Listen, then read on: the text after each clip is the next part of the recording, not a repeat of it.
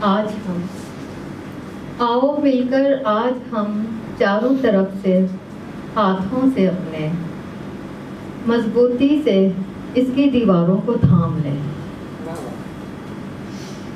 اس کی دیواروں کو تھام لیں، اس کی چھت کو زور بازو سے سہارا دیں، اس کی چھت کو زور بازو سے سہارا دیں کہ پورب سے آئے مسافر کا پیام ہے کچے مکان کے باسیوں کے لیے، کچے مکان کے باسیوں کے لیے ایک آندھی، ایک طوفان، ایک اور امتحان آنے والا ہے،